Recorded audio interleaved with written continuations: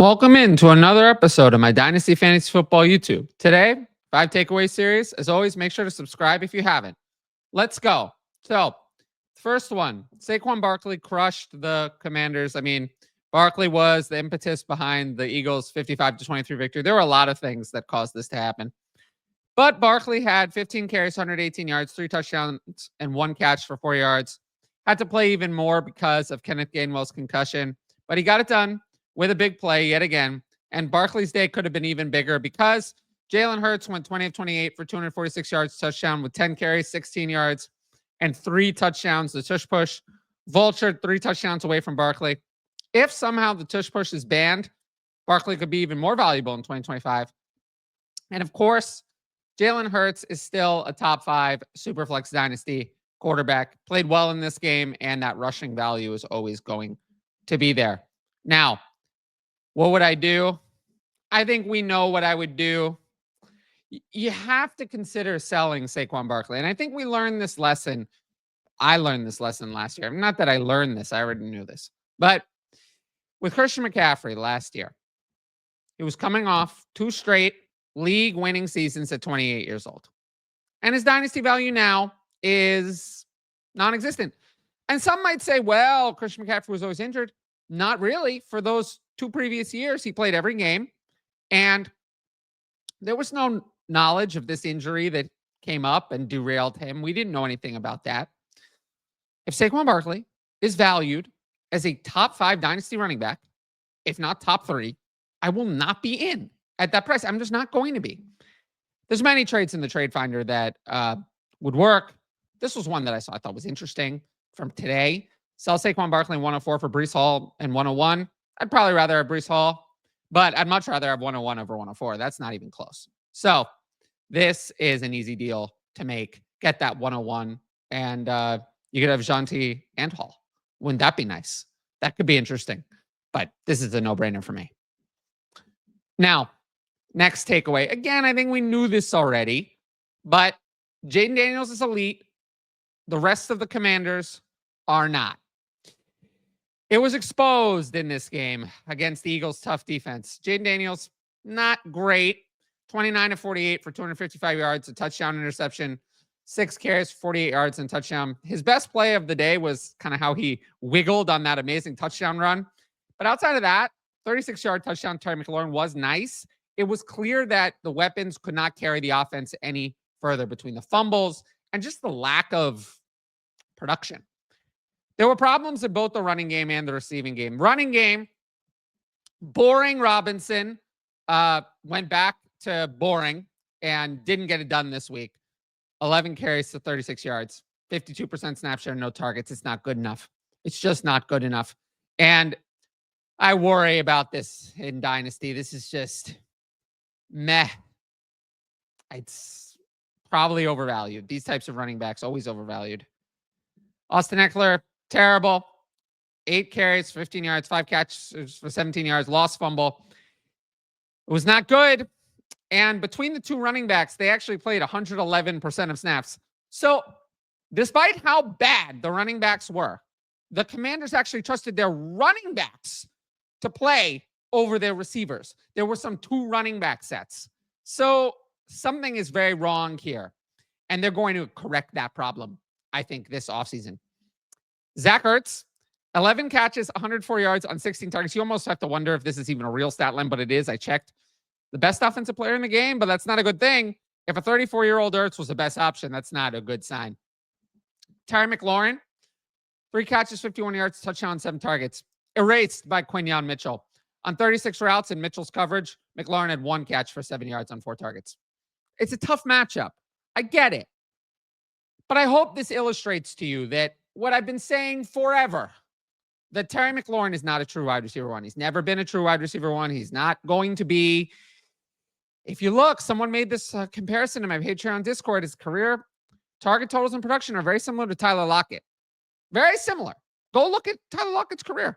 Put it side by side with Terry McLaurin. You're going to see very similar production and target totals. Lockett's a good player, but would you ever say that Tyler Lockett was a true wide receiver 1? No. So McLaurin's not either. And you're going to see that when they bring in a true wide receiver 1 this offseason. Now, speaking of that, my actionable move, I get excited for these incoming receiving weapons. You don't need to hear me to say, again, sell Terry McLaurin. Again, want to sell Brian Robinson. You don't need to hear that again. We'll see what the Commanders do in running back. They could get rid of Austin Eckler, bring in someone else. But they're going to be adding wide receivers.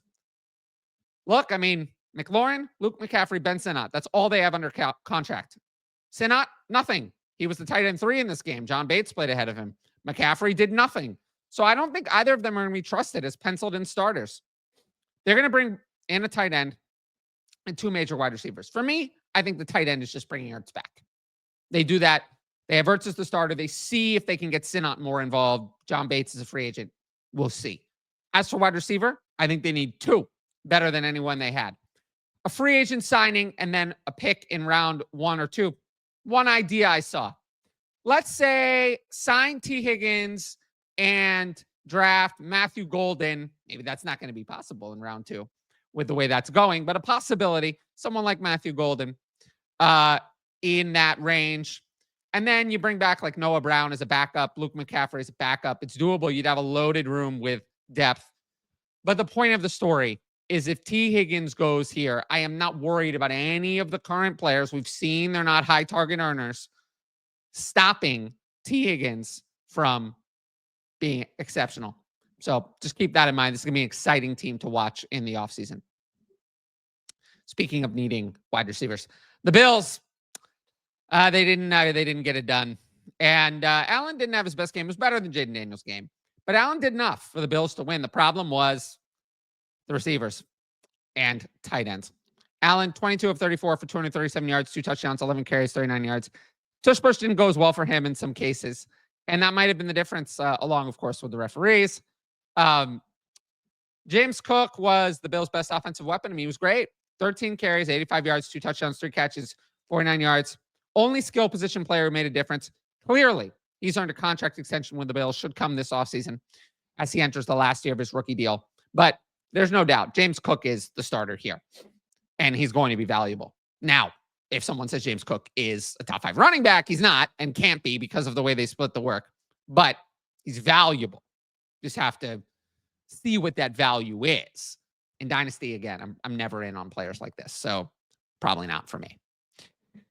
Khalil Shakir, 6 catches, 46 yards on 7 targets. He played a 78% snap share. It was the most of the Bills' receiving weapons. And we've seen some things from the Bills. There are a couple things that are very clear. Number 1, of the players the Bills currently have, not future players, not incoming, of what they have, Khalil Shakir is the top option. That is not going to change. Khalil Shakir is the top of the current players. Second thing, playing Shakir in the slot, which means playing 11 personnel, is more important than playing 2 tight ends. And that's going to come up later because that has been a problem for Dalton Kincaid. Now, second, Matt Hollins, 3 catches, 71 yards, touchdown on 4 targets. Hollins is obviously not the answer.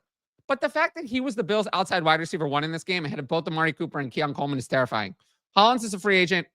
I'd hope the Bills bring him back because they need him as a rotational option.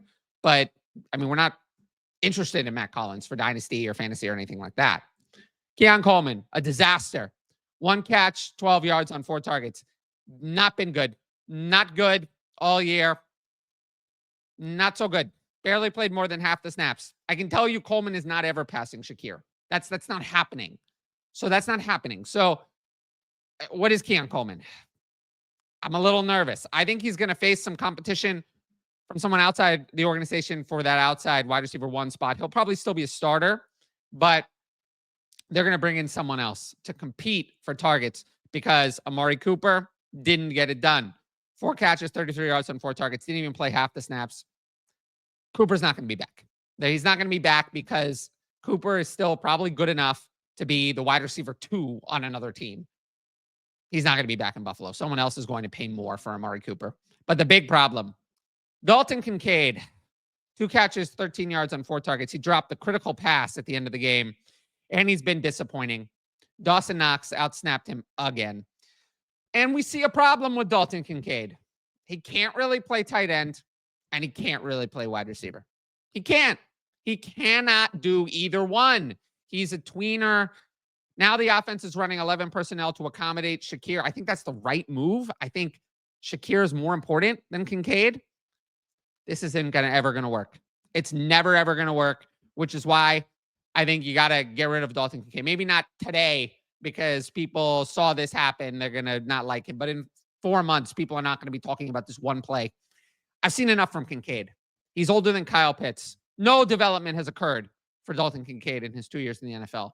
Nothing really. I mean, he's not really any different than day one. Dawson Knox is still going to be here. His contract's underwater. Khalil Shakir is getting contract extension. So we're going to be in the same situation where Kincaid is a part-time player. We're never going to see it. Kincaid is never, ever, ever, ever going to be a truly trustworthy fantasy tight end. And if he's never going to be that, then he's overvalued because we're talking about potential. And now we have to focus on reality. And reality is not good for Dalton Kincaid. I saw this trade. I doubt you can still do it. But if you can get TJ Hawkinson, I would do it. There's so many trades. I would just get rid of Dalton Kincaid, though. I'm fine selling low, even lower than this, just to get rid of him. He's never, ever, ever going to be exciting in our fantasy lineups. Now, if you like my YouTube content, you should sign up for the Patreon. Right now, I'm offering a 50% discount at all tiers using the code TylerYT. You get my rankings, including newly posted rookie ranks, access to Discord, all my write-ups, and the ability to ask in advance questions for the YouTube videos. Tiers begin at just $6 a month, $3 with a discount, and include all of that, plus options for direct message fantasy advice at higher levels. If you want to know more about the Patreon, check out my Why You Should Join the Patreon video on the channel.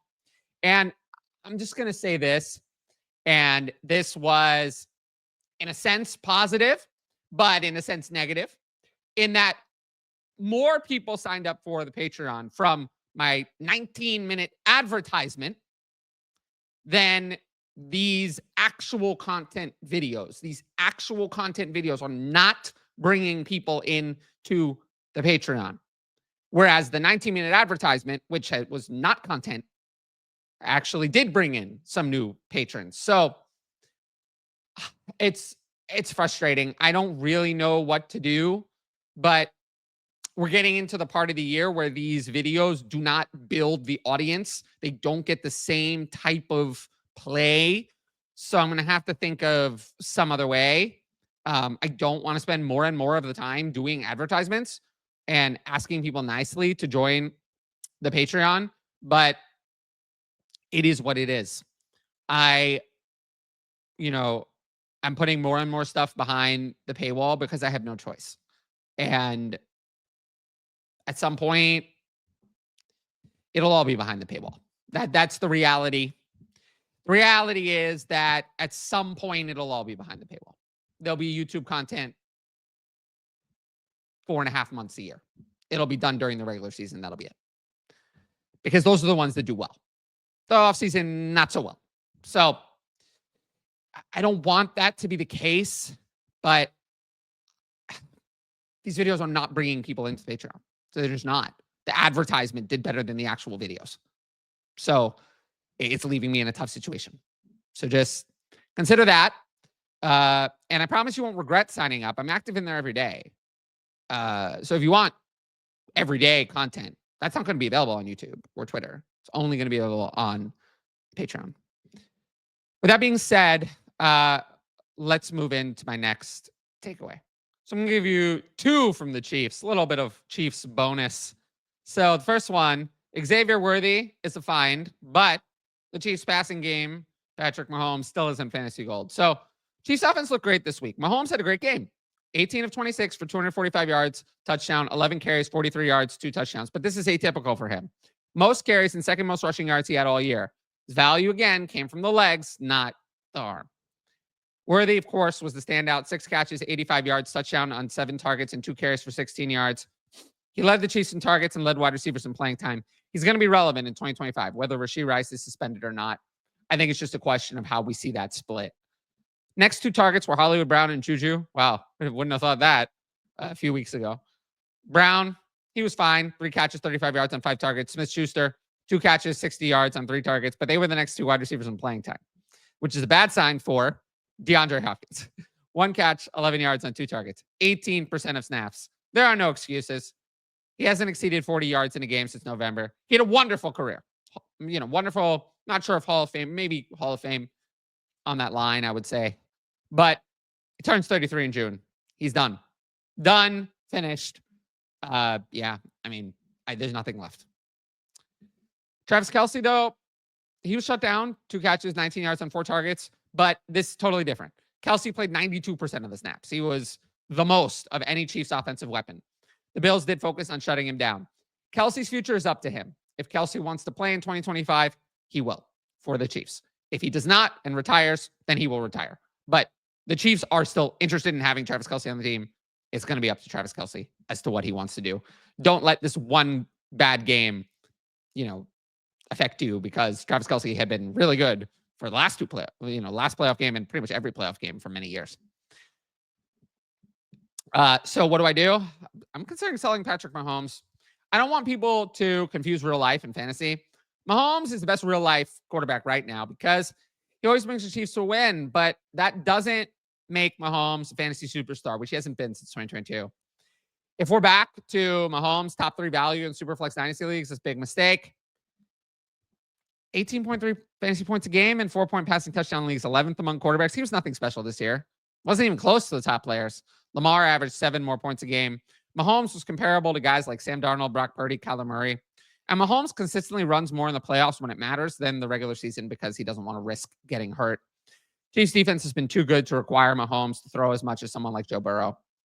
Tough to sell Mahomes. I did see this one deal, which I thought was interesting. Some people are going to say this is crazy.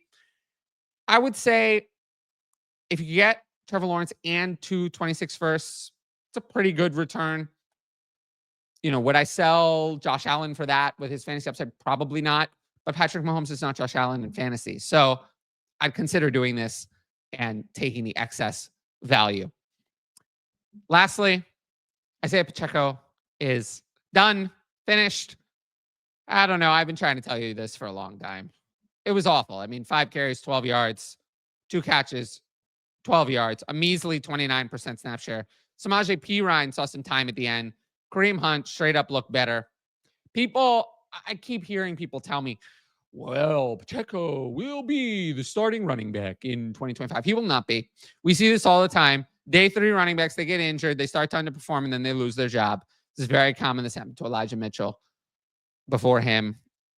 It's not going to happen. Pacheco is done. Done. Finished. Kareem Hunt, 17 carries, 64 yards, touchdown, 1 catch for 6 yards. Hunt, 58% snap share. I think the Chiefs will try to retain Hunt for 2025 as kind of a free agent addition. But then I think they're going to still look to add a running back in the NFL draft. They're not going to move forward with Pacheco, Hunt, and Perine. They won't. I'm telling you this now. That is not going to happen. Something there is going to be upgraded. They're going to be looking to add someone major, I would say. Now, what am I going to do? I don't want you to automatically get overhyped on the Chiefs 2025 draft and running back. I'm not saying I'm not going to like the player. Look, if they draft someone I like Omarion Hampton or Caleb Johnson in the first round, yeah, I'm going to be in on that player. I like those prospects. They go in the first round. I'm going to be in.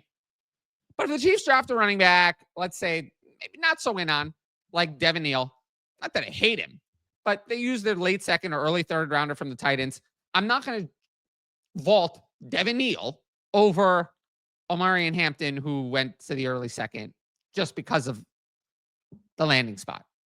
We've seen that just because you're the starter in this offense doesn't mean you get all the work. That's not happening now. And if they draft a running back in that 64 to 66 pick range, I think that signifies that they're looking to split work again. Maybe that player would take over. If it's a player I like, I'd be more in on them. But we're not going to draft them over a much better prospect who goes in the first round just because of the landing spot. So we can like the player. I think any running back the Chiefs draft with one of those first 3 picks, through 66 overall, if they draft it with one of those 3, automatically that player is going to be ahead of Isiah Pacheco for me, no matter who it is. But just because they're ahead of Isiah Pacheco doesn't mean that they're going to be, a top 50 dynasty asset. I don't have Isiah Pacheco in my top 100. There's a lot of room between ahead of Isiah Pacheco and top 50. So just be careful how high you vault that player. Don't overreact to landing spot. Now, we're going to go for some bonus time. There's not going to be a Wednesday video this week, so we'll go a little bonus time on some NFL news. Brian Schottenheimer was hired as the Cowboys head coach. Yeah, I don't get this one. No, it's bad when the team buries the news on Friday night. Schottenheimer has been a middling OC for years. Cowboys had a better head coach previously than the one they had now. So, yeah, this I don't understand. And then Klint Kubiak was hired as the Seahawks offense coordinator. We saw Kubiak do a pretty good job as the Saints OC for a few weeks before their injuries piled up. I don't know. Ryan Grubb, to me, did a good job unlocking JSN. We're going to see what Kubiak does. I hear a lot of people saying, oh, you know, it favors this or that. I don't think we really know to say that. I hear people saying, well, this will help Kenneth Walker. We don't know that. Kenneth Walker has become more inefficient every year. The only thing that will help him will be if someone gives him the 2024 passing game volume that he did not receive in 2022 or 2023. Now, some might say, not so smart people, that, well, Klint Kubiak worked with Alvin Kamara. He got a lot of pass game work. So, of course, that means that Kenneth Walker will get a lot of pass game work. That is such a dumb thing to say. Of course, Alvin Kamara gets a lot of pass game work no matter the offensive coordinator. That doesn't tell me that Kenneth Walker is going to get a lot of pass game work. I can't know that from Alvin Kamara's usage. That is a silly thing to say. So I've heard things like that. I would fade that noise. Maybe it'll be good. Maybe it won't. But what I will say is for the overall offense, not picking between players, Klint Kubiak is a competent offensive coordinator. This is not Shane Waldron. I think it is a good thing that they hired a competent offensive coordinator. So for me, for all of their weapons, I think this is nice. It's nice. I'm not afraid of Klint Kubiak. Now, I've got a couple of Patreon questions. The first one, and this is a good segue to join the Patreon. When does draft capital not matter anymore for both producing and non-producing players? This is there's not really a one-size-all-fits answer. Once, I can tell you one thing. Once a player signed their second contract, I don't care where they were drafted. At that point, we're way past that. But outside of that, it is very dependent on the player. So that's the one-size-fits-all answer. If you want to know more than just that, because that's the one thing that I think is a pretty hard and fast rule.